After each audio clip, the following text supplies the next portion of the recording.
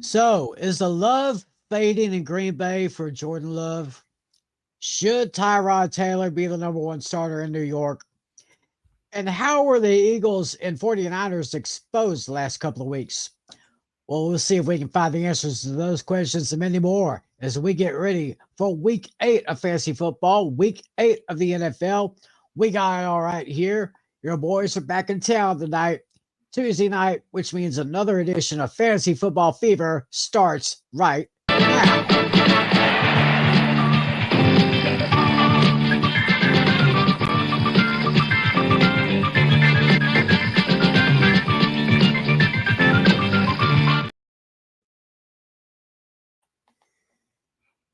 A very pleasant good evening, good morning, good afternoon, however you're watching, wherever you're watching. Thanks for making this part of your week. It is Tuesday night, October 24th, 2023. We are just 1 week away from Halloween. I don't know if y'all still dress up in costumes or anything. Hey, I'm an old guy, but I still like to dress up. So, hey, maybe next Tuesday. Well, actually, yeah, next week's the 30th. 31st is next Tuesday. Yes. So it is 7 days from today. So yeah, y'all might see me in my little costume here. Well, anyway, let's get going with tonight's show. You know who I am. I'm Tim. There's Flynn. There's Natalie. How you doing, guys? Doing very well. I'm doing great as well. How are you doing? Yeah, I'm doing great. Yeah, Cowboys are coming off of their bye week this week. Rangers are going to the World Series. I feel great. Life is good down here in Northeast Texas.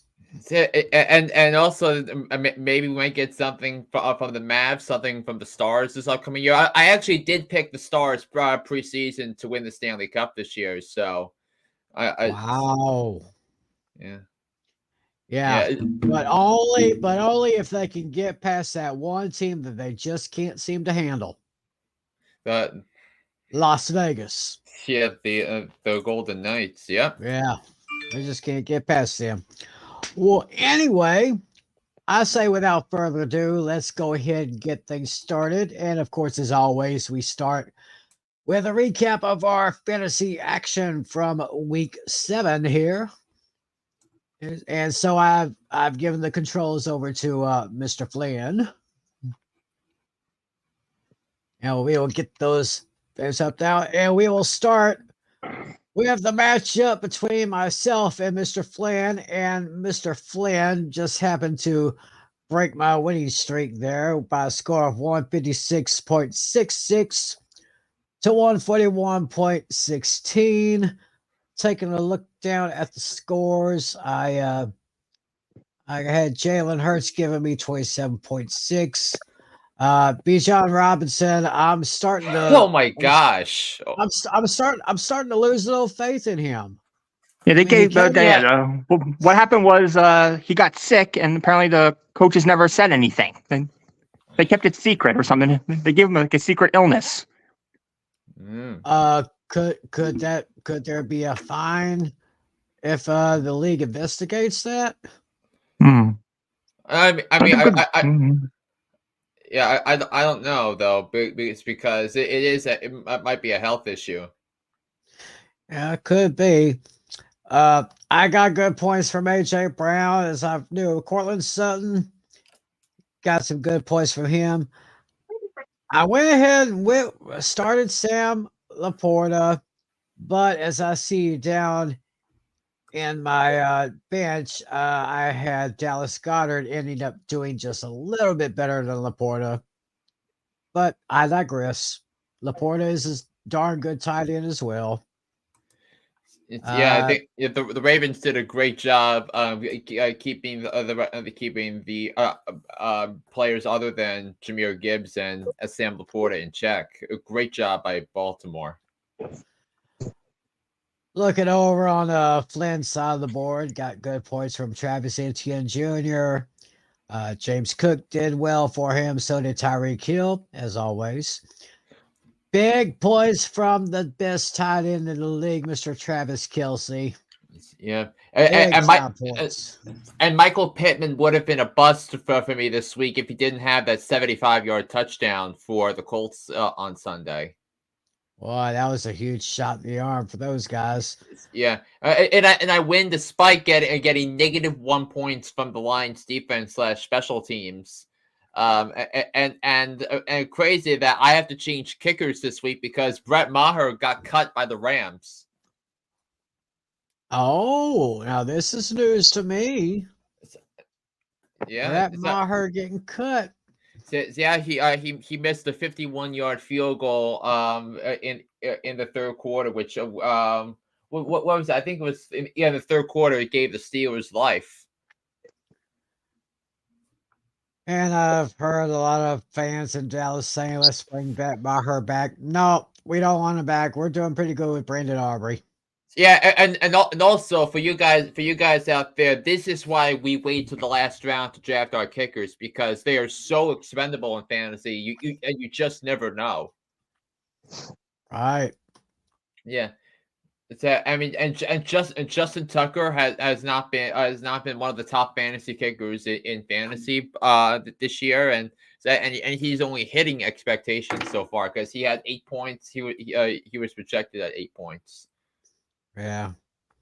Yeah. So I'm 6-1 now. I have the best record in the league. It was a battle between the two teams that were 5-1, and I got the better of that.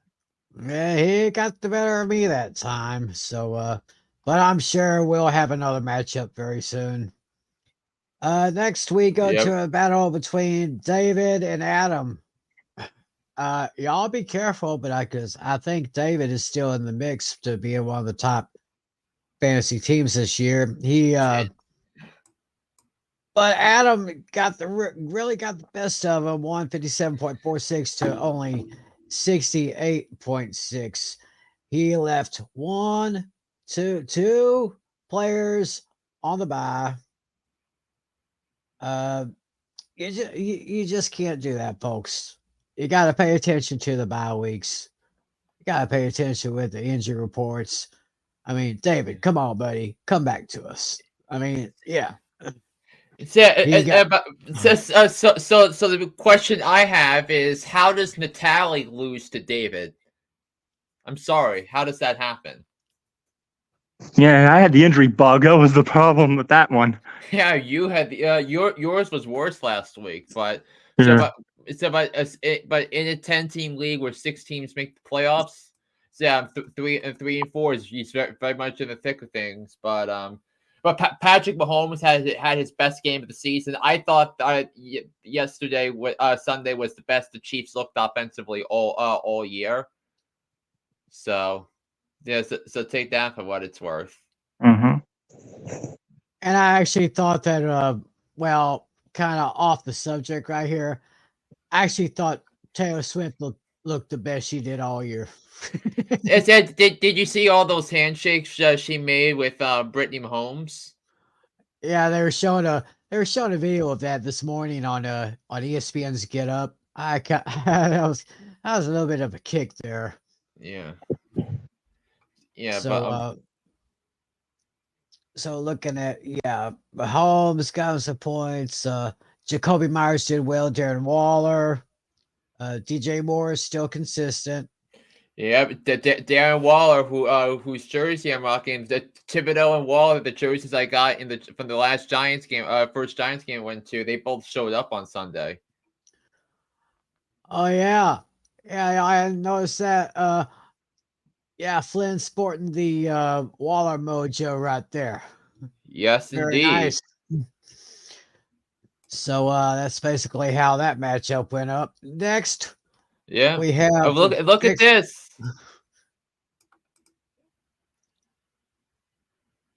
Yes, do you believe in miracles? Alex Putnam won his first matchup this week. Yeah, he won by a total of 133.4 to Casey's 100.96. Thanks in part or in big part to Minshew Mania. Gardner Minshew. It's and Jameer Gibbs filling in for David Montgomery. He had the Lions' only touchdown. and he was part of garbage time receptions late in the game. So and he took advantage of it.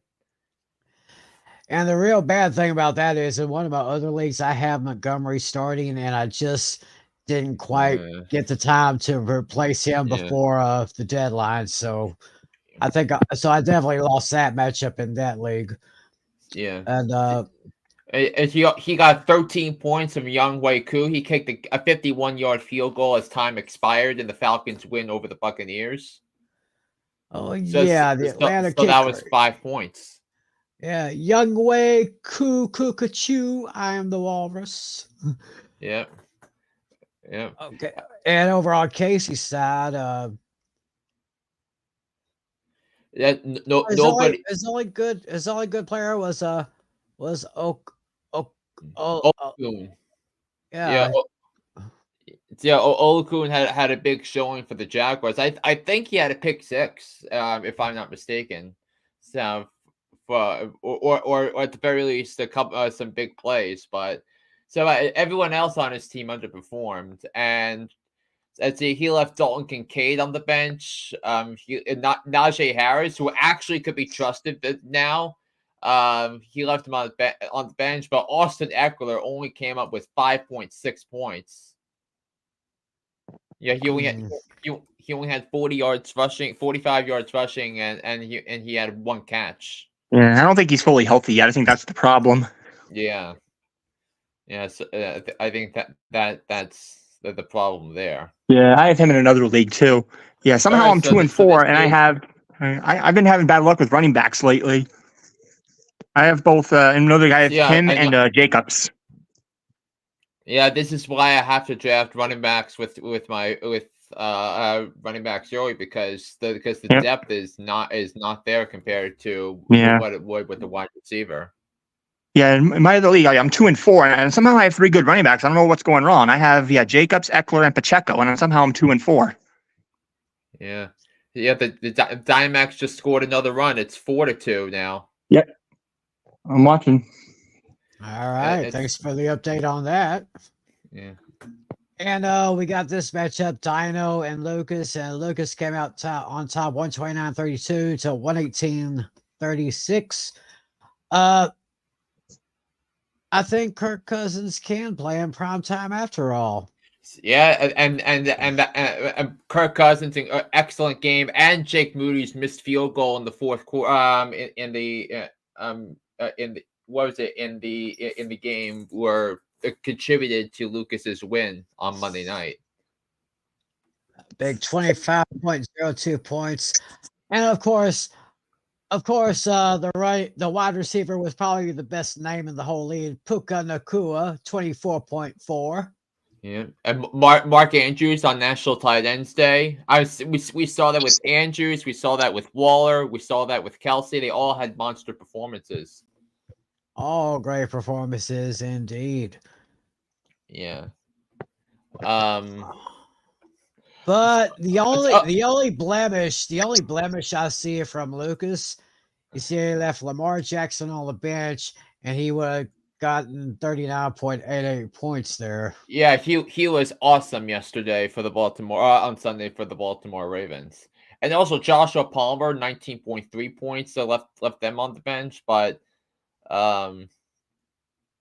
yeah, and this is despite DK Metcalf was a late scratch for the game, so I had to adjust, and I started Rashee Rice, instead of him, and he gave me 17 points, and now he's going to go on a lot, and he's going to be picked up on a lot of waiver claims this week because he's emerging now as the number 1 receiver for Kansas City. Didn't think that was happening, but now it comes Natalie and Andrew, and Natalie, you benefited from Jordan Addison. Yeah, I picked him up on the waiver wire a couple of weeks ago. I needed somebody for Jefferson's injury. I figured he'd be the number 1 target. Yeah, looks like he did. 7 catches, 123 yards, 2 touchdowns. Yeah, he had an injury scare, but it was a relief. He was okay. Mm-hmm. Same thing for Hockenson. He had an injury scare too. Mm-hmm. Yeah, it was weird. It was like back to back plays. They both got injured together. I'm like, oh no, not again. Yeah. But they're okay. But yeah, now I lose another running back. Yeah. Oh, wow. Yeah. Now I lost both of my Browns players. So it's yeah, but let's see who you guys left on your benches. Gus Edwards, yeah, he had a touchdown run, and he was left on the Tally's bench. Yeah. So yeah, but Andrew did make the right decision starting Josh Allen over Tua Tagovailoa, Right. who got creamed by that Philadelphia pass rush. Oh, yeah. Yeah, and he did get 17 points from the Giants defense / special teams. The Giants defense was fantastic on Sunday. Oh, yeah. I think the last 2 weeks, I think it's the best I've seen the Giants defense under Wink. Don't you think? Oh, yeah. Yeah. Yeah, and yeah, so alrighty. No, that's not what we're looking for. This is what we're looking for. Yeah, we're looking at the standings right now. And with his victory over yours truly, Mr. Flynn now stands at the top of the hill as the number 1 seed in our league with a 5-2 record. 6-1. Yep. Yeah, I'm right behind with 5-2. I have a 4-team race at 4-3. Captain Rocket, that's 3-4. Casey and Andrews at 2-5. And like we said, Alex Putnam got his first victory, so we congratulate him for that. Yeah, at 1-6. So you got Adam, you got Lucas, you got Natalie, and you get Dino. They're all at 5-4-3, and all of you and all of us except for you, Natalie, have a greater than 80% chance to make the playoffs. Yeah. Mm-hmm.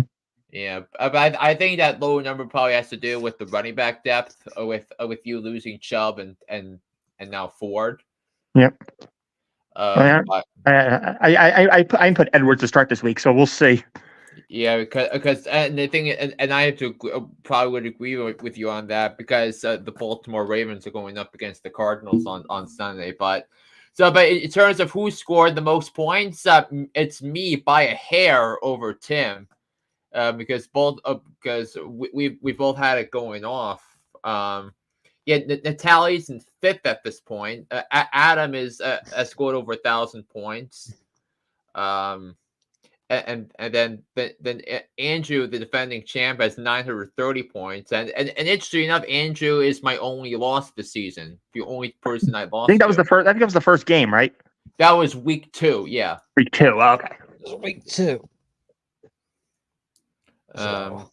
And that then in terms of points allowed, what your opponents have done, I've been pretty lucky so far in terms of how the other team is doing. But meanwhile, Tim, everyone's been going off on you, including mine. You've given up over 1,000 points. Wow, that's crazy there. Second place and points 4, and last place in points again. It's just weird. It's just weird. Yeah, and it's only by a half a point so far, but this is head to head, and I think we should now start looking at our matchups for week 8, and I'm going up against Natalie. Ooh, oh boy. Yes, so this is a big chance. So for Natalie, this is a big chance for you to catch up to me. Mm-hmm. Yeah, let me take a look at the matchups here. Looks like some big names could be the big leaders for this particular matchup here. So we have right now Flynn with a slight advantage right now. Anything can happen, you know. Lawrence, Cook, Hill, Smith, Kelsey, Pittman, Okere, Browns, McPherson. That pretty much looks like a stout lineup right there. Jordan Love, I'm not. I don't trust him. Yeah, and you can't rely on Justin Fields to be available because for the Chargers because of injury. Oh no, Yeah. no. Yeah, he's doubtful. So otherwise, I would plug him in. But yeah, it's about but some of the best players in all of fantasy football are featured in this matchup. Christian McCaffrey, T.J. Hawkinson, Travis Kelce, Tyreek Hill. It's a Travis Etienne has been a surprise, a pleasant surprise to me. Yeah, but he had a good he's had good games now 3 weeks in a row, and his number 3 overall ranking is reflective of that. Yeah, I gotta hope Ridley doesn't pull another dud. Yeah, He only had 1 catch last time. Yeah. One catch, man. That's crazy. Well, yeah, I definitely have to start Ridley because you have Lawrence. So basically, if Ridley gets points, that gives Lawrence points. So I have no choice. But also too, what if Lawrence gets hurt and CJ Beathard throws the ball to Calvin Ridley? True. Mm-hmm. Yeah, but also he is going up against the Steelers, so it's going to be a tricky matchup. But I have to choose between him, and I got to choose between him and Russell Wilson. And Russell Wilson going up against the Chiefs defense, the best Chiefs defense that Mahomes has had. So I can't touch Russell Wilson. I know. I can't blame you on that one because I have the Chiefs as my lock of the week this week from the text group thing you guys saw. Yeah. You're gonna see all of our picks later on in the show, but we have a very competitive matchup right here with Tim and Dino. Ooh, wow, that's really close. Yeah, right now close projections. Let's see what I've got to do here. Jalen Hurts, Bishop. I think I may have to make a change at running back 1. I may have to. He only got what was it, 1 point or negative 1 point? He had 1 carry for 3 yards, so he got you 0.3 0.3 points. 0.3. I'm going to keep Sam Laporta going up against the Raider defense. I mean, anybody can go up against the Raider defense. Yeah, pretty much anybody, even a third string tight end, you know. Mm-hmm. Yeah, I gotta keep Fred Warner. Fred Warner is a beast. Yeah. I might change my defense and special teams of the Buccaneers because they're going up against Buffalo, and we all know how great that Buffalo offense is. Yeah. I gotta keep Mr. Automatic Justin Tucker. I gotta keep him. Yeah, so you also have 1 extra spot on your roster. So are you thinking? So you have 3 running backs, you have 4 receivers, you have 2 tight ends, 2 quarterbacks. So what are you thinking of doing with that open spot? Do you maybe upgrade somewhere?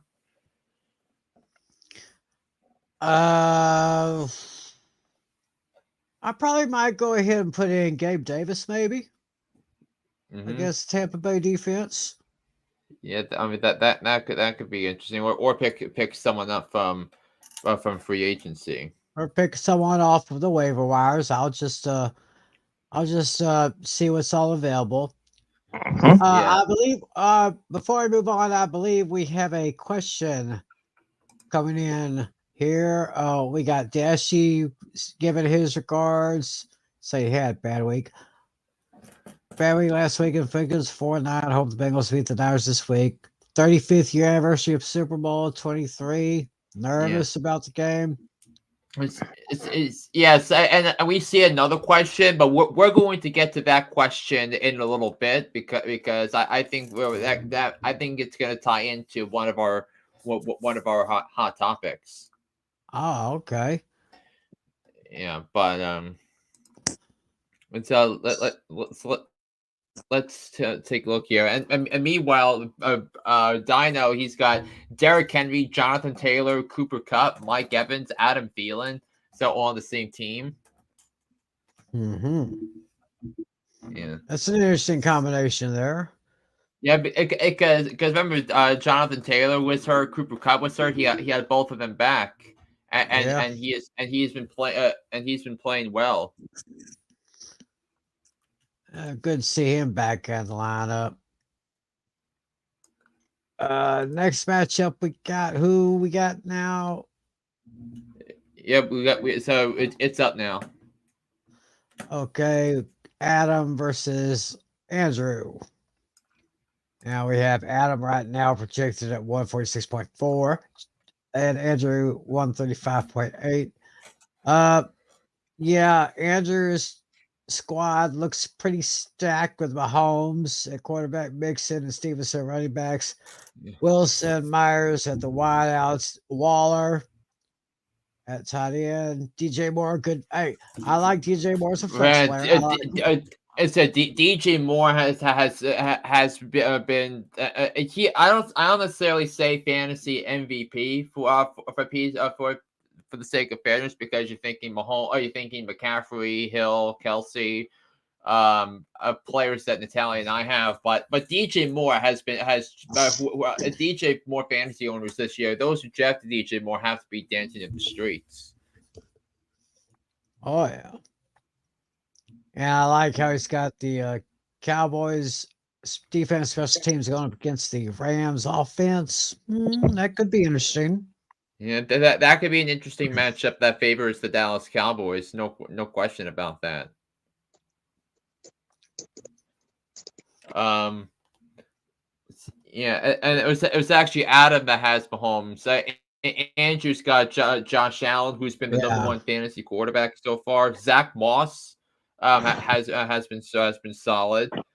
He started the Giants defense against the Jets. That's not my stardom the defense, I believe, of the week, but it's definitely one of them.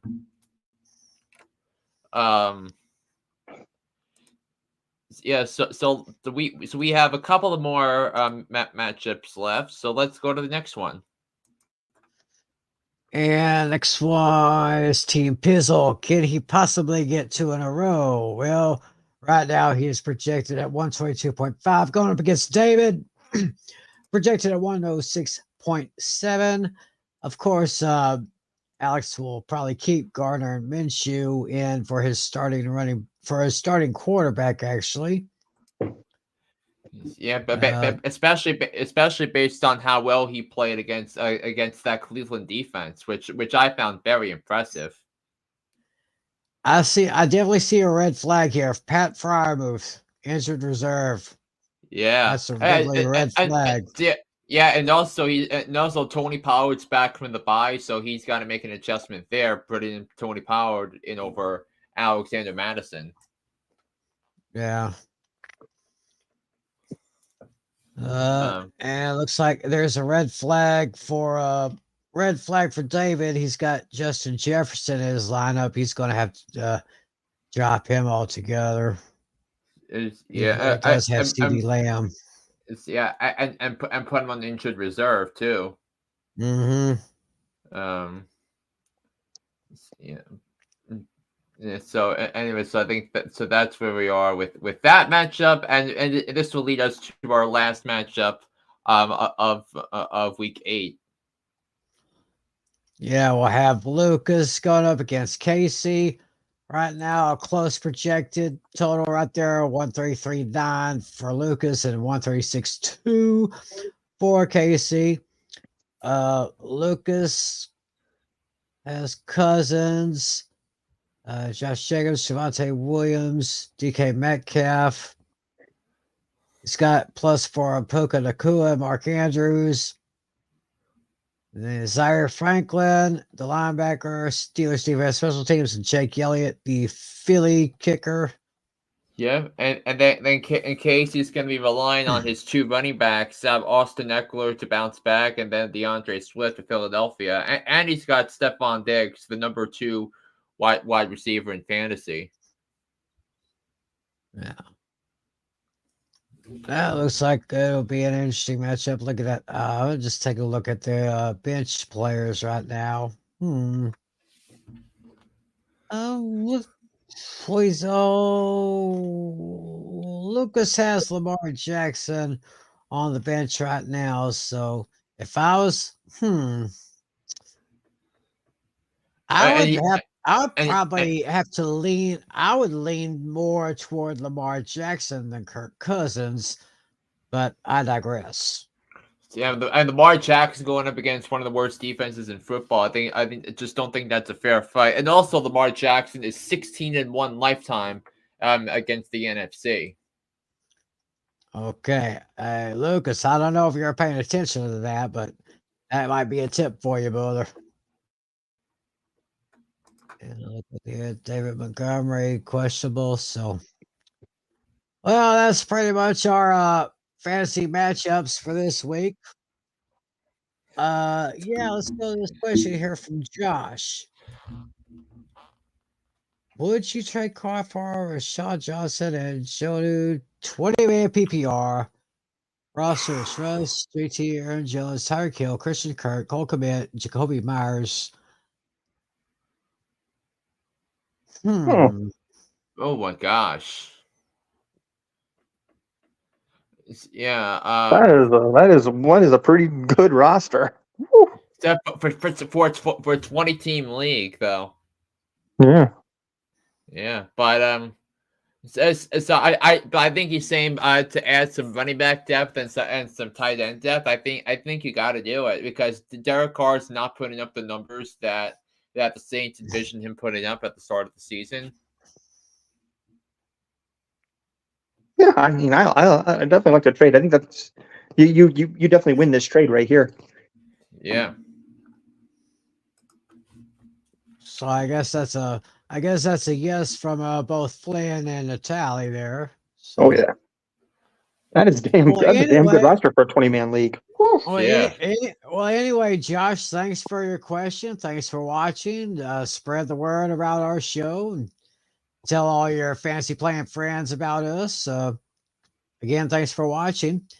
And it kind of segues into a little bit of one of the hot topics that we got. It's time for some hot topics in the NFL. Flynn.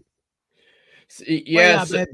Yes, so we actually have some fantasy related hot topics for this week. So I think that we obviously to start with some of the things we saw from week 7. I think we talked about Lamar Jackson. We talked about the tight ends dominating. So I really need to figure that after being dormant for the first few weeks, and now that some offenses are beginning to put things together, we're seeing it with Kansas City, we're seeing it with the Giants. We actually saw something to the degree with George Kittle, who had a pretty high pass catching grade last night from Pro Football Focus for San Francisco. So yes. So it's like who else needs to step up with the tight ends that you haven't seen yet step up really, and needing to have that need to have a step up to be trusted in fantasy circles come playoff time. It's like which ones are need to be next year. Maybe Tyler Conklin or Hayden Hurst. Yeah, I mean Hayden Hurst are probably with Carolina. I mean, I think we need to see see more of of Kyle Pitts, especially because I think Jonnu Smith has taken some targets away from Kyle Pitts. So, and as a Kyle Pitts fantasy owner, I'm not too pleased with the results so far coming out of him.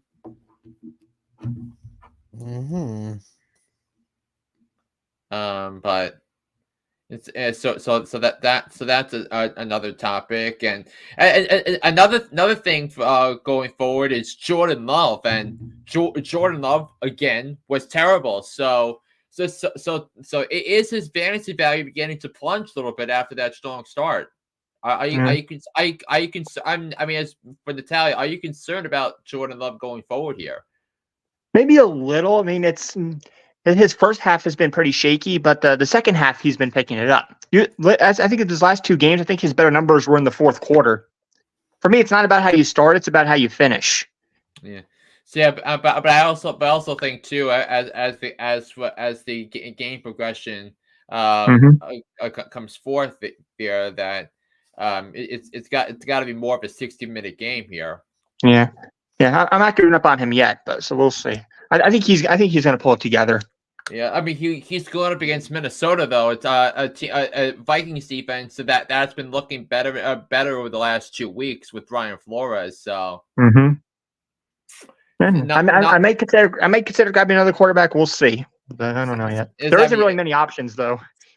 Yeah, I mean you also have, and since you also have Justin Fields, you're probably gonna need to find somebody if you can't rely on Jordan Love there.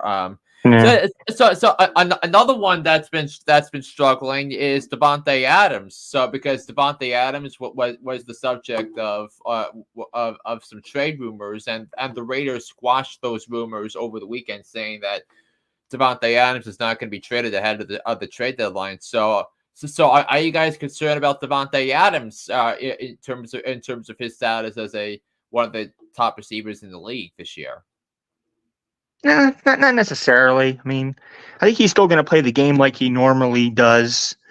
I mean, the Raiders are bad, but it's not really. You can't really put any blame on him. Yeah. He has there's nobody to help him. It's basically just him playing by himself. Yeah, but I think that's that's something about that. So we have another question, Tim. Dalsy Scope Z, full PPR 12 man. I have JT, Kyron, and Gibbs. Should I trade Drake London and JSN for David Montgomery to stack with Gibbs? And my receivers are CeeDee Lamb, AJ Brown, and Brandon Ayuk. Trade for David Montgomery. I don't quite know how serious Montgomery's injury is. Yeah, I'm trying to figure that out myself. Didn't Kyron get placed on IR? Yeah, Kyron Williams is on the injured reserve. So it looks like that he's going to need a running back here, because I think what he's concerned about is that when David Montgomery comes back, what was going to say? So that if the Lions going to use Jahmyr Gibbs in a hybrid role that they were using with him while Montgomery's healthy, he's concerned that Jahmyr Gibbs is not going to get as many touches. All right. I think this trade looks good on paper. My only thing is I personally don't like having two running backs from the same team playing together on my fantasy team. That's my only issue. Yeah, but I think the thing is, if you have another one to play as a starter, yeah, you could put one on the bench, because right. if you know a running back is injury prone, like for example, like if you had Saquon Barkley and Matt Breida, you start Saquon Barkley, and then you stash Matt Breida, because you know Breida is going to get the bulk of the carries if Saquon Barkley can't go. So that's definitely. That's definitely his thing, and also this is a thing too when it comes to fantasy guys. So this is why we spend so much time on the running backs, because there are only so few running backs these days that are now 3 down backs, that they get 75% of the carries, that we don't have the dominating performances that we've seen from running backs in the past, like Sean Alexander or Tiki Barber or Priest Holmes from the Kansas City Chiefs way back in the day. So because it happens less frequently, and because the rules have changed to have this league revolve around the quarterback, so that's why you still picking running backs that are so instrumental. And those are the people that were lucky enough to have Jonathan Taylor come back and play. So might be an exception to that. So I think that's really an interesting thing there. But yeah, as far as this trade goes, I think I like it overall. So yeah, I think those are good proposals. I would think so. I want to save this. This one message from ESPN. Came in about right after 7 p.m. Central Time. Broncos Kareem Jackson is banned for repeated unnecessary roughness violations. His suspension was cut from 4 games to 2 after his appeal. Kareem Jackson has a history. Has a long history of rough play. So I disagree with the NFL on that. Yeah, almost kind of like a what's his name? Ndamukong Suh. Yeah, I remember him on Thanksgiving where he stomped somebody on the Packers, and Right. that was a game changer. That definitely was a game changer. Yeah, So I want to ask you guys. So what was which team or teams were the big winners from Week 7 in your eyes? What stood out the most to you guys, Tim? Oh, I'd say my big winners were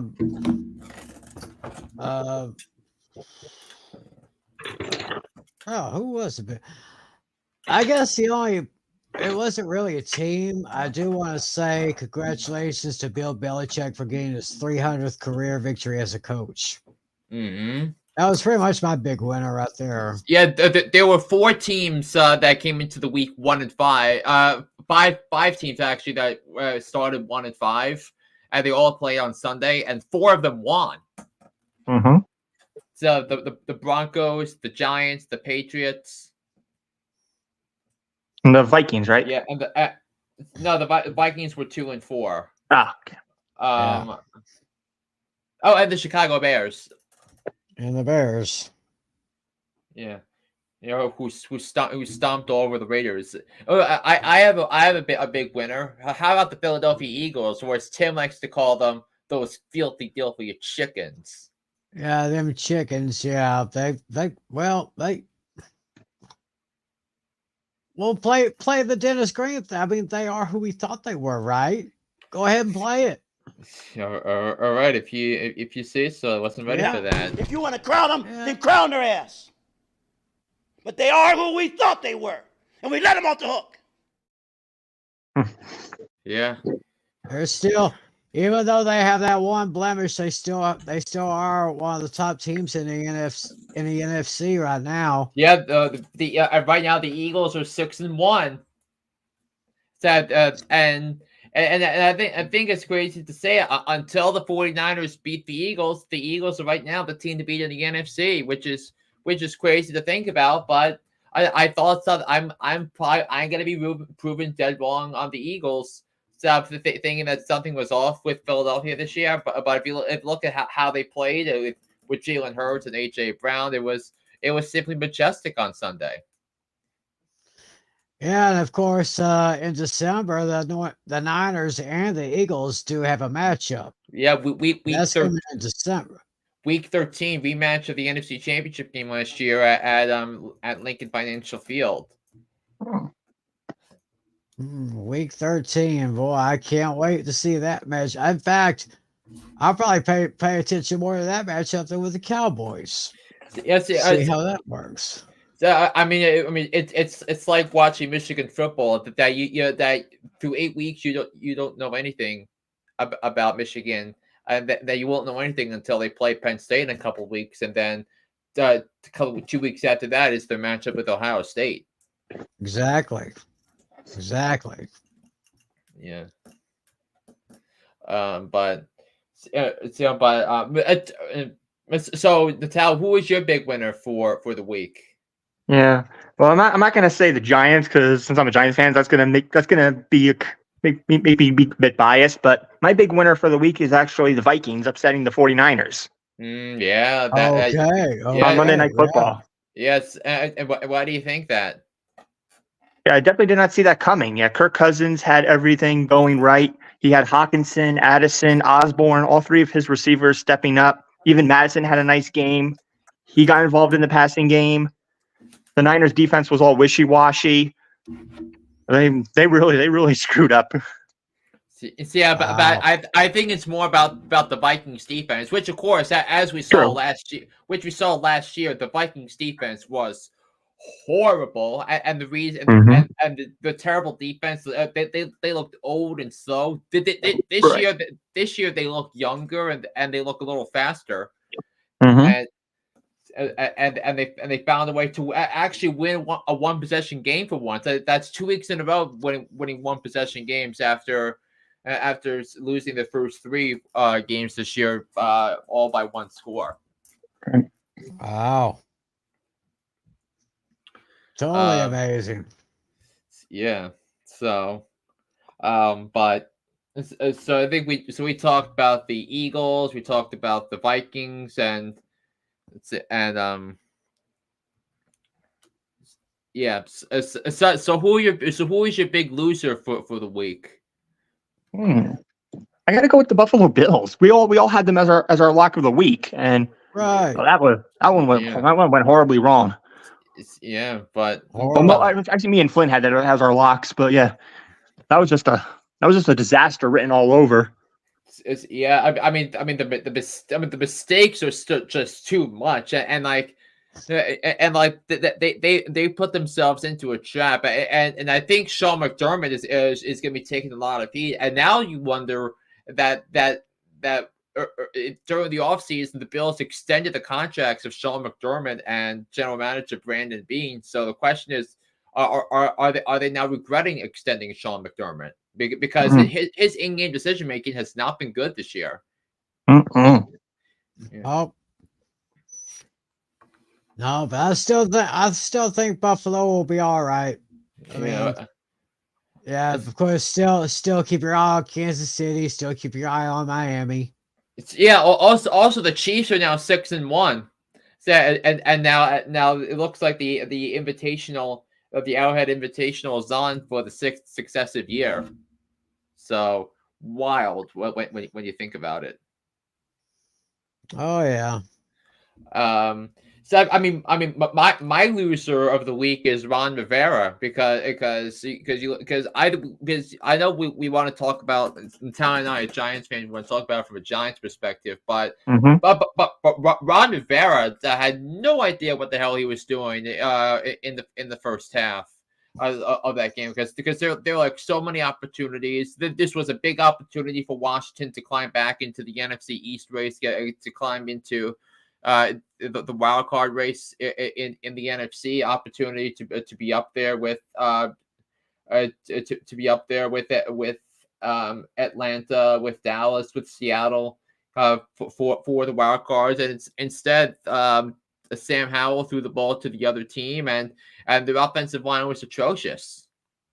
So now it's not a matter of if, it's a matter of when Ron Rivera gets fired as the head coach of the Commanders, because listen, as long as Ron Rivera is that coach, the result of the types of comments we saw from Jonathan Allen saying that he was saying that he's so sick and tired of losing to the Giants, and it's been that way for since he came into the league. Right. So which leads you to Tim. Who is your biggest loser of the week?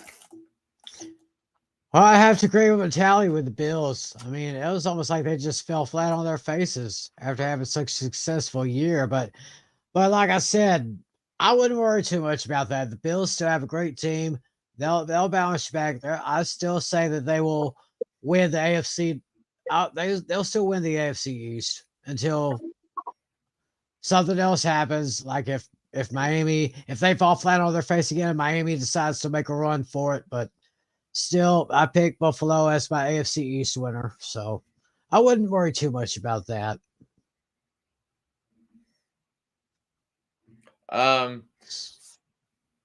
It's yes. So I think that's where we are with that. We talked about the Baltimore Ravens taking down the Lions. So we talked about, and also how about the Pittsburgh Steelers? I think they were something that a big winner as well. Mhm. To a degree because they were able to take down the LA Rams on Sunday with the final score of 24-17. It's and I actually made a graphic on which pretty much sums up the season that's been for your Pittsburgh Steelers. So in a second here on Instagram, and a tremendous victory for the Steelers going up against a very well coached team on the road. With that. Oh yeah. So I have some. So I have something right here, and I want to take a focus on this graphic for a second because despite getting outgained in every single game this season, the Steelers have a winning record. Crazy. Wow. Like and look at these yard differences. So I mean, they have the 31st ranked offense. They have the 30th ranked defense in terms of total yards gained and yards allowed. So they've been outgained. They were outgained by 54 yards against the Rams. They were outgained by 46 yards against Baltimore, and yet the Steelers are 4-2. Jeez. It's just amazing. Yeah, and Mike Tomlin is amazing. And Mike Tomlin should be considered. I think if it wasn't for the early returns for the Texans and for the Houston Texans, I think Mike Tomlin would be the front runner to be the coach of the year. By the way, I picked him preseason to be coach of the year. Mm. And also T.J. Watt made a big play with the interception to kickstart the Steelers comeback. So. Yep. So I just wanted to share that with you guys because I think that pretty much what we were able to do that. Hmm. So Yeah. with this in mind, Tim. Oh, I just want to go ahead and do Tim's tough trivia right now. Yep, we're done with the hot topics.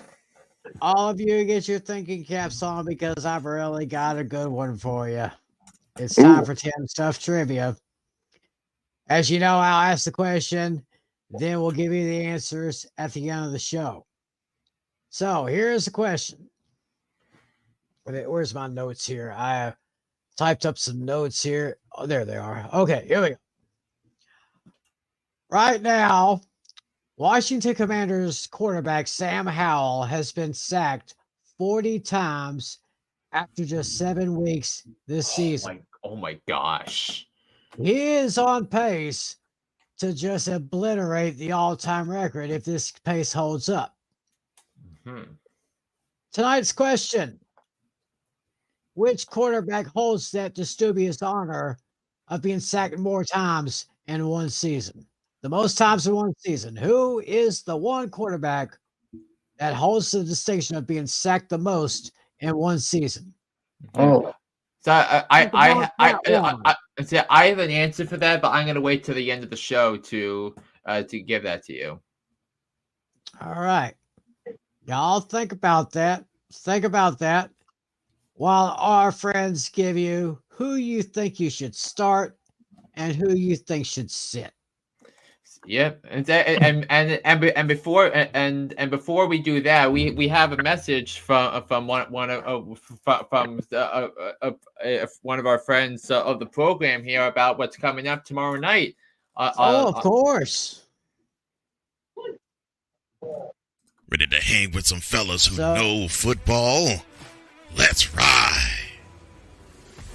LC Muscles 28. I think they're the most overrated defense in the league. Steel Sermon. We did not trail for a single second. Tiny Tim. McCarthy is a bonehead. A Pizzle 90. I'm going with my boys. Fins up, baby! Get ready for the Four Horsemen of Pick'ems. Every Wednesday night at 10 p.m. Eastern, 9 p.m. Central on YouTube.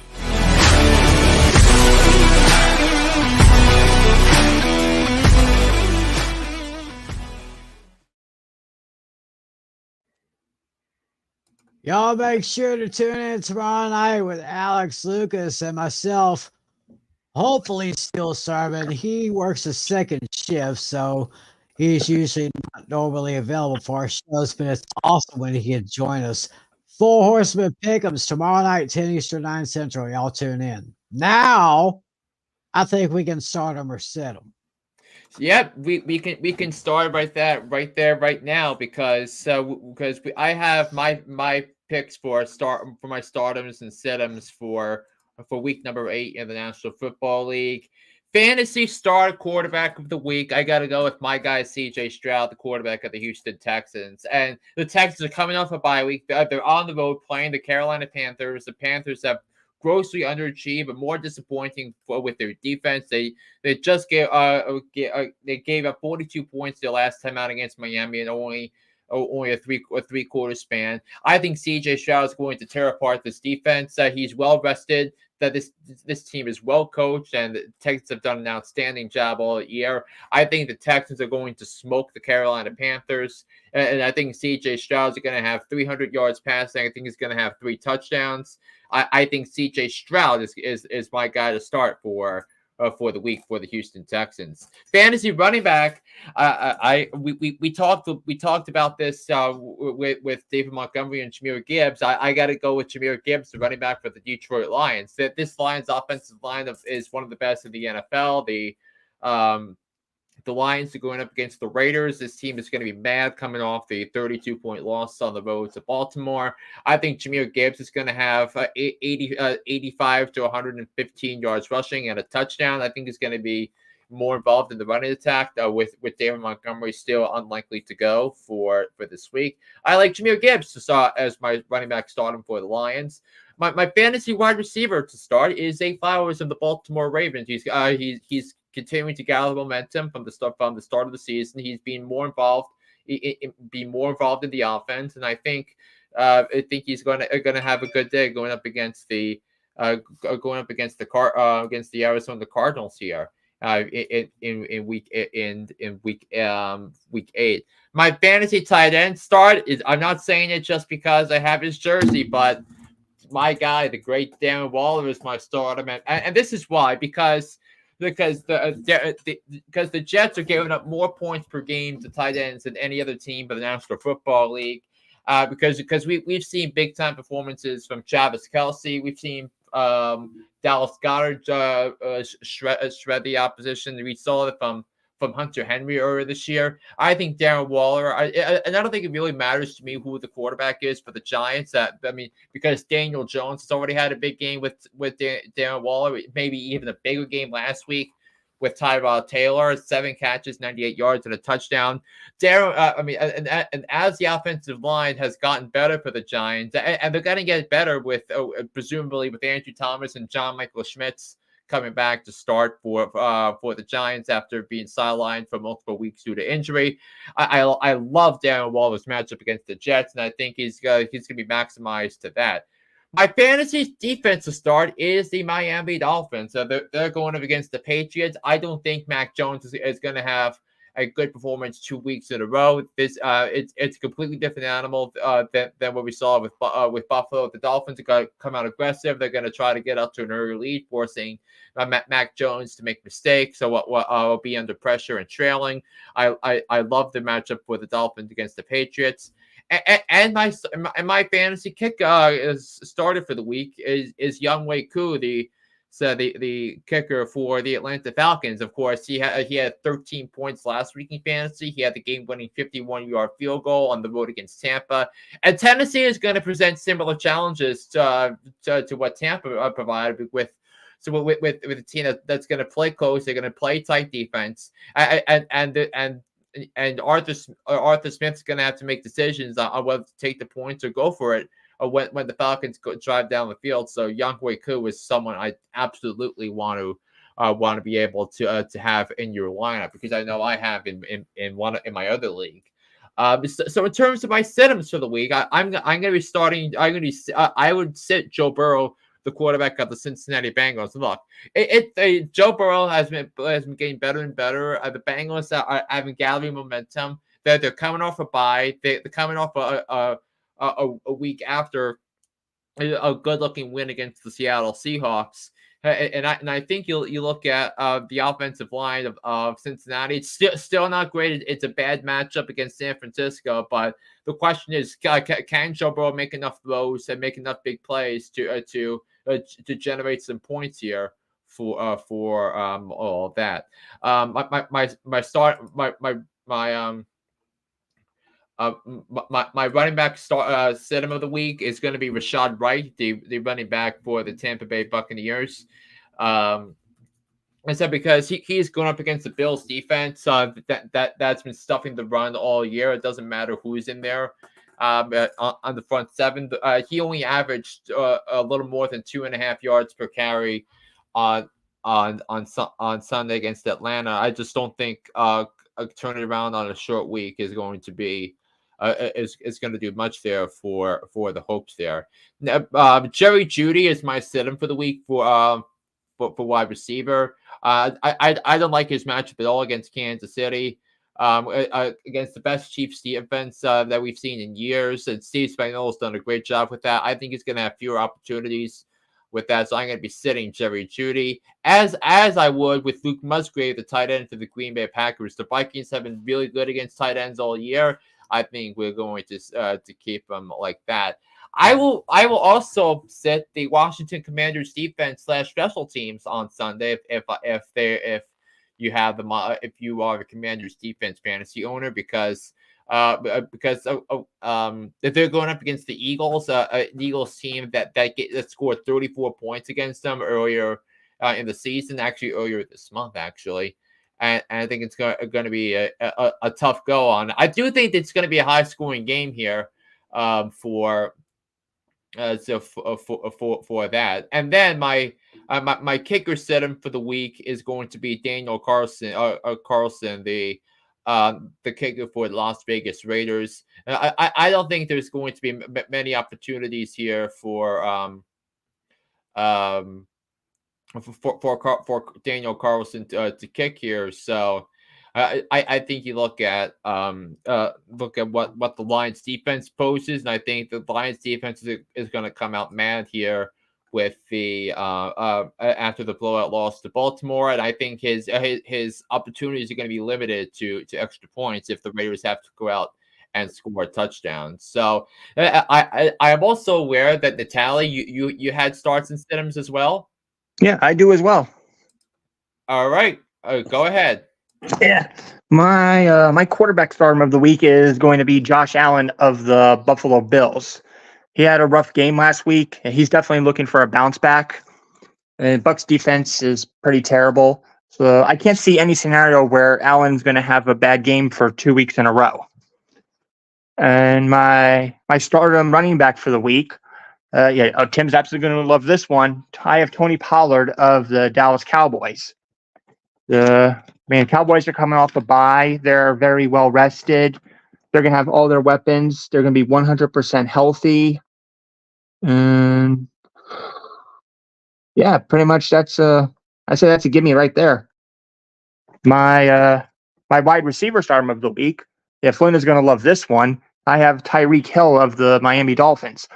He's consistently putting up 20 points plus per fantasy game, getting over 100 yards.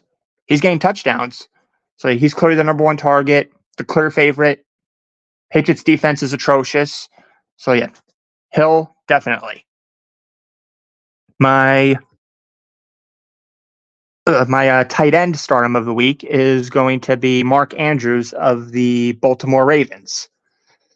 Yeah, he's pretty much the number 2 tight end in the whole league right now. constantly putting up points, getting touchdowns regularly.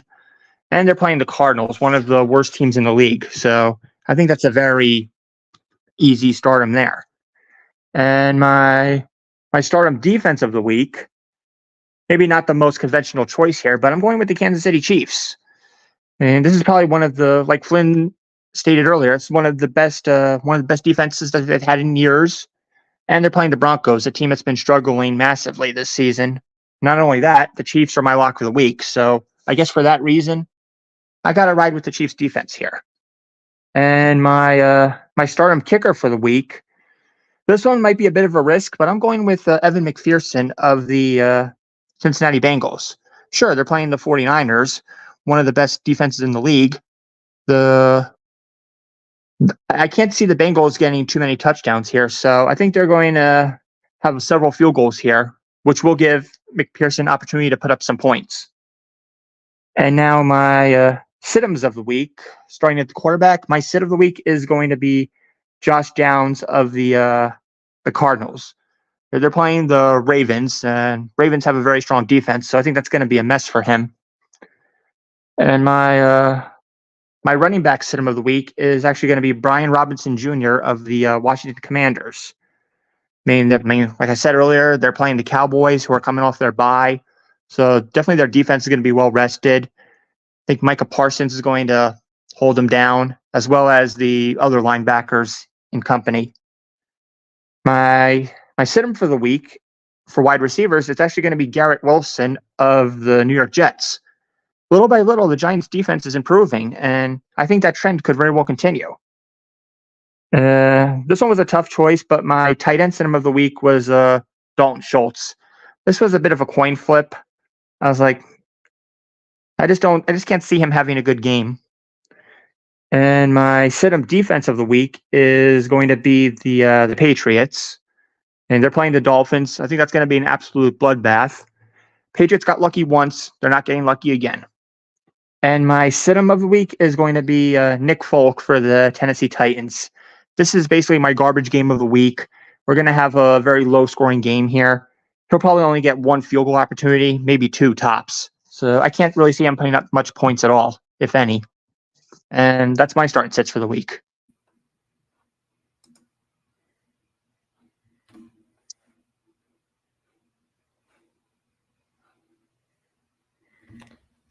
Yeah, so I think Tim is still muted here for a second here.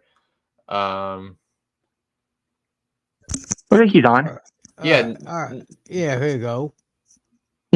Yeah, I hear him loud and clear. Yep, I hear him too. Again. All right, then. Very interesting list, folks. Hope y'all paid attention. All you players out there, take some advice from my friends here. So now it's time to look ahead to week 8 in the NFL action. Let me grab my clipboard. I'm sure a lot of you will get yours too. Starting with the Buffalo Bills are at home against the Tampa Bay Buccaneers on Thursday Night Football. Buffalo comes in 8.5-point favorites. It's and what we and I think we could look at Josh Allen to have a monster performance as the number one quarterback in fantasy football, but which leads us to, I'm sorry to cut you off, Tim, but the rest of our picks for week 8 in the NFL, I'm going to adjust this a little bit, and here we go. All righty then. Looking at our results from last week's pick'ems here. Straight up, Flynn and Natalie went 6-7. I went 7-6. Not quite the best of weeks for us. Yeah, so many upsets. That's what killed it. Yeah, there were some weird results. But Natalie had 2 solo picks. He went 1-1 on those. I had 2 solo picks. I went 1-1 on those. Tim had 1 solo pick. He cashed in with the Denver Broncos beating the Green Bay Packers. And against the spread, Flynn and Natalie both went 5-8, while I went 6-7.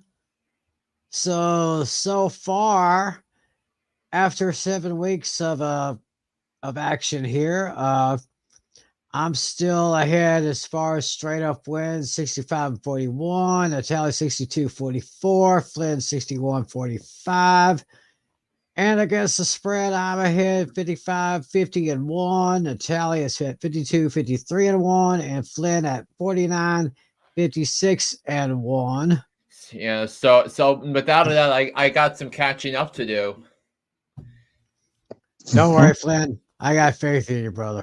He's definitely gonna catch me. This is usually not my forte. Yeah, but I mean, like here's the thing though, that there are so many games. So with spreads of a touchdown or greater, that you have Buffalo 8.5, Miami 9.5, Philadelphia 6.5, close to there, Baltimore 8.5, Kansas City 7.5, the Chargers and the Lions each at 8.5. So Dallas at 6.5. So I have a feeling that there's going to be some close some covers here though. Yeah, I see. We all agree with Buffalo. All with Houston. All with Dallas. Natalia's lone wolf. He's taking Packers over the Vikings. Yeah. Yeah. So I'm not giving up on love yet. Yeah. I think most of the country has right now. I'm riding solo. I think the Indianapolis Colts are going to come in a little angry because after that controversial controversial call at the end of that game where pass interference was called against the Colts on a non-catchable ball, so which led to a touchdown on 4th down, the following set of downs. So that I thought the Colts got screwed, and they played well enough to win. So we're all in agreement with the Fighting Fish over those Patriots. Yeah. All of us are taking the Giants over the Jets. Yeah, which is interesting because it's the second week in a row where the Giants came in to the matchup as home underdogs, and we all picked the Giants. Interesting there. And remember when we did those division previews back in June, I circled that Jets-Giants game as a win for the Giants because you look at the Jets' offensive line, especially now without Oliver Tucker for a while. You look at the Robert Saleh and Dable. I think the Giants have the major coaching advantage. The Giants' defense has been playing significantly better. I think this is the best the Giants' D has looked under Wink Martindale. Since he became the defensive coordinator for the Giants. So everything is coming up coming the way for the Giants, and also getting Andrew Thomas back, getting John Michael Schmitz back. It looks like they might possibly return. Yeah. So I would definitely. I think the situation with Tyrod Taylor and Daniel Jones is almost kind of similar to what happened in Dallas last year when Dak went down and then Cooper Rush came in and had a good 5-1 run before Dak got back. Yep. Anyway, next matchup, it looks like Natalia's lone wolf. He's taking the Jags over the Steelers. Yeah. That was the toughest one for me. I DM'd a friend DM'd me about that. We were talking about the Steelers and that graphic I put up, and I totally agree with you. That was the single toughest game of the week for me to pick. So, but I think the thing that gets me is Mike Tomlin over Doug Peterson. I think that's where I got to pick the Steelers. And also the Steelers have yet to play a game where they outgained the opposition in yards. So. Yeah, we're also all in agreement with the Falcons. Garbage game of the week. Garbage game of the week. Garbage game.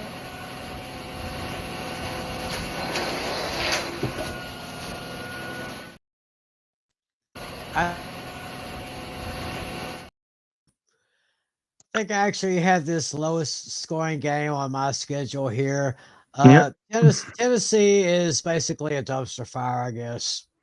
But they're not going to make it easy though. Also, Arthur Smith's first game back in Tennessee since leaving Tennessee to be the head coach of the Falcons. Wow, that's going to be interesting right there. We're all in agreement with the Chickens over the Commanders, even though I see Flynn is actually taking the cover. Commanders with the points. Yeah, the Commanders always seem to play the Eagles tough though, and getting 6.5 in a division game is not easy. So I have to grab the points there. Also, Washington coming off a loss to a division team. I think they're gonna come out competitive here, but I think the Eagles are gonna move the ball up and down the field a lot. Hence why I mentioned the Commanders as my sit-em of the week in terms of fantasy. We are all in agreement with the Seahawks over the Browns, Ravens over the Cardinals, Chiefs over the Broncos. Oh, you're both are taking them with the points. Yeah. Meanwhile, for Natalie, I think this is your lock of the week. Lock of the week, baby. Lock of. There you go, Natalie locking up the Chiefs. You'll see this one here, 49ers and Bengals. I am sounding the alarm on this one. Yeah, I see.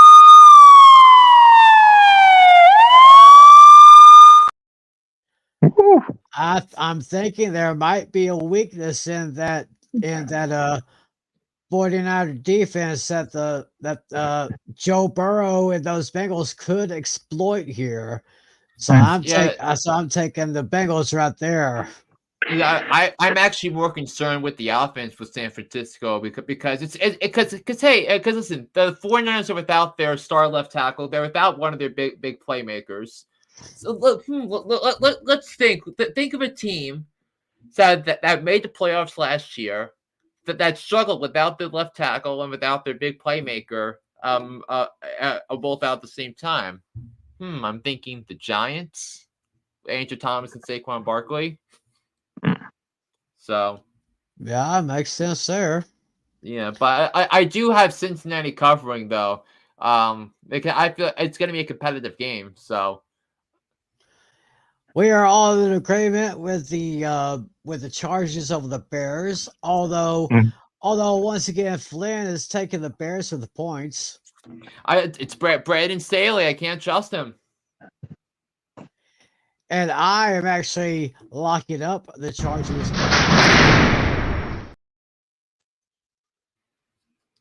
And finally, we are all in agreement with Detroit over Los Angeles, which means that once again, the hot seat for Josh McDaniels is just going to get a little bit hotter. Yes, I mean, this the same coach that loses to Jeff Saturday, the only coach to ever lose to Jeff Saturday.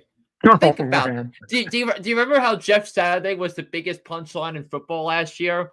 Because it was a blatantly obvious tank job. After they fired Frank Reich mid-season, and then I remember I said I do remember making that pick. That was the start.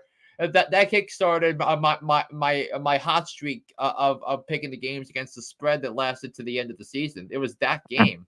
And if I'm not mistaken, that was my upset special last year. I picked the Colts to beat the Raiders, and they did just that. Yeah, and Jeff Saturday out of all people, but I think the Colts right now are in better hands with Shane Steichen, and they should have been. They should have won last week, but thanks to the egregious refs, that was one of the worst. Maybe the most consequential call of the season for any team was that that bogus DPI call. Oh, breaking news! Diamondbacks win. Wow, they got it done. Wow. Here we go. The Diamondbacks are going to the World Series. Wow. So the stage is set. Game 1 Friday night. Wow. incredible. And listen, I said on my podcast the Diamondbacks can absolutely win this game, and they did. They had the confidence. All the pressure was on Philly, and they failed. They crashed like a cheap jet. And it feels like, and listen, it's like an accident waiting to happen with these Philadelphia Phillies that somehow, some way, when it all counts, they.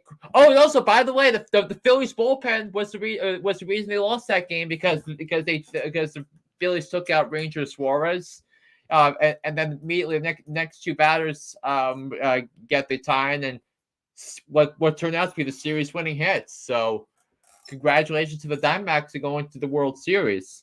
So anyway, back to this. We all have the Lions being the Raiders. We're all talking about Jeff Saturday and the Raiders. I mean, it similar to what I said about Ron Rivera being the big loser. Another big loser was Josh McDaniels losing to Tyson Badgett.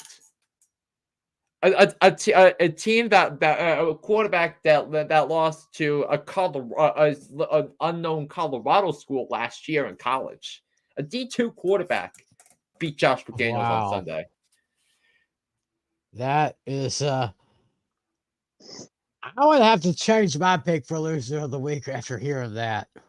So I mean, the Bills are pretty big loser because the Bills had an opportunity to get back to first place with the Dolphins losing to Philadelphia, but now there's still a game behind Miami in the AFC East. So that's basically our. So wait, what's Flynn's lock of the week for? My lock of the week is the Dolphins over the Patriots.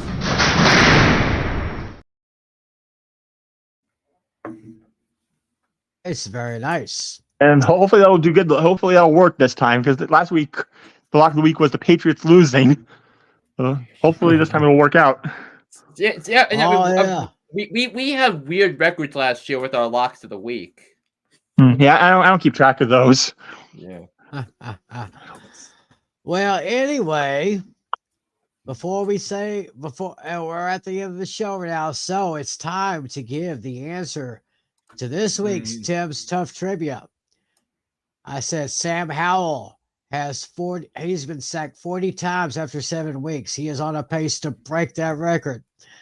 So, the question once again, which quarterback holds the NFL record for being sacked more times in one season? I actually thought of another possibility regarding to the one I was thinking of. So the one I was already thinking of was Justin Fields last year with the Bears and that horse offensive line. So, but maybe Joe Theismann one year when he with Washington. But the answer I'm going with is Justin Fields last year. So what's your guess, Natalie? I actually have no idea. I was thinking, I thought it might have been somebody from the 90s or something, but I don't know. I feel like I heard this from somewhere, but I just can't place it. Is it somebody from the 90s? Oh, I'm afraid we have stumped our panel. Oh, who was it? It was 2002. Wait, Derek, hold on. I got to get Derek Carr. Close. His brother. David Carr. David Carr. Wow. The very first year of the Houston Texans. Wow. David Carr was sacked 76 times that year. So David Carr is the answer. David Carr in 2002 with 76 sacks. The only good thing I can say about the only good thing for the Texans that year was it was 2002, and in the very first week they beat my Cowboys. Yeah. And then after that, it was just flat on their face from there on out. Wow. So I wonder if you people out there got that right.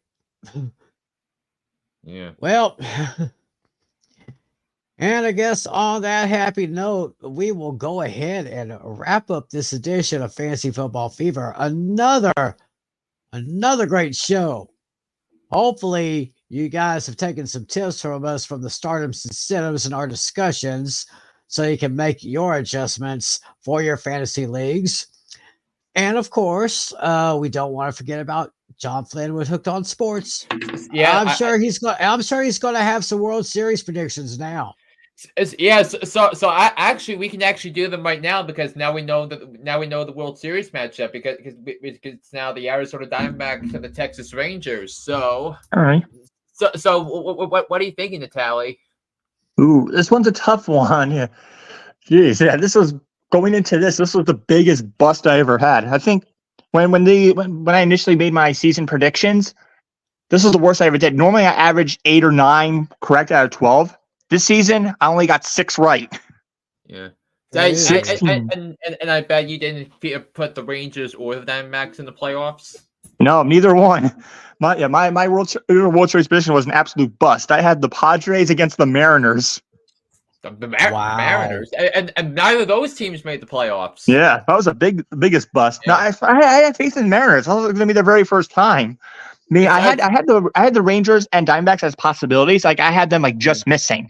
Yeah, I mean, because the thing I said what was that the Diamondbacks were going to be an interesting team because of the new rules, because of the storm base, because of the shift being banned, because of the pitch clock. I think all those favor the D-backs because they were a young team that they played under those rules in the minors the last couple of years. Yeah. So I had both of those teams in third place. Yeah. But as far as this game goes, this one's a tough one. But I'm going to take. Go ahead, Flynn. Finish what you're saying. Go ahead. It's a tough series. You mean rather than a tough game? Mm-hmm. And I think this is the first World Series in a long. I think that's featured wildcard teams, or the first in quite some time. I'm trying to think. That's because the last time that's happened. So yeah, but as far as this goes, I'm going to take the Texas Rangers in 6. Yeah, I think the Bruce Bochy factor is going to lean me towards the Rangers here. I think this is going to be the Rangers in 6. That's how I feel like. Going the same as me. Yeah, also the last time, by the way, the 2 wildcard teams went head to head in the World Series. It was 2014, the last time the Bruce Bochy was in the World Series. Oh wow. Well, I'm going to go out on a limb on this one. I mean, the Rangers really went all the way with the Astros. It was just awesome. Road team winning every single game. I'm going to go out on a limb. I'm going with Rangers in 5. Rangers in 5. That's my prediction right here. So and also only the second 7-game series in Major League history where all 7 games were won by the road team, and in both instances the team with home field advantage who lost the series was the Astros, and the Game 7 starter for the road team, Max Scherzer, both times. So it's because remember in 2019, because Scherzer had an injury, so he had his starts set back for a couple of days, and they needed the Nats needed Steven Strasburg to dominate Game 6 so they can get it to Game 7 where they felt that a well rested Scherzer was going to give the Nationals 6 innings and get it to their bullpen. So how about that? First time since 2001, the D-backs are in the World Series. And for the first time since 2011, my Rangers are in the World Series. Oh, I cannot wait for Friday night. Yeah, Game 1 in Arlington. That's right. And of course, listen to Hooked on Sports. I know Flynn's going to have more insight going into the World Series. Got more insight on the NFL and world of sports. Basketball, NBA season started today. Yeah, hockey is in full swing. We have It's just a mountain of sports this time of year, you know. So, and if you turn on the maps, you're going to see Victor Wembanyama's NBA debut tomorrow. Because the Spurs are playing the Mavericks. Oh, that's going to be an interesting matchup there. Yeah. Do we have results yet? Who won the Laker game? They lost. Yeah, the Nuggets beat the Lakers to start the season. But yeah, my conference finals predictions were the Milwaukee Bucks over the Boston Celtics. I had the Denver Nuggets beating the Phoenix Suns in the Western Conference Finals. But mind you, those conference finals are 7 months away, so we have a long time to go. Then I have Milwaukee over Denver in the finals. I also talked in depth about college football because there are 5 weeks left in the college football regular season. So this is when I officially start talking about teams that can make a run to the college football playoff. Right, that's coming up soon. Yeah, because Texas, Oklahoma obviously are in it, but it feels if both those teams win out, they're gonna meet up again in the Big 12 championship game. I believe it's at AT&T Stadium. I believe that's correct. Yeah, you have a bunch of teams, the Pac-12, that can make a run, like Washington, like Oregon State, Utah. You got a big game on Saturday between Oregon and Utah. No college game days there. Fox Noon kickoff is going to be there. So it should be a good game. We also got Georgia, Alabama, Missouri is in the conversation this year, which first time in a while that's happened, but they got it going on there. Yeah, lots of sports, and Flynn's got the information on hook.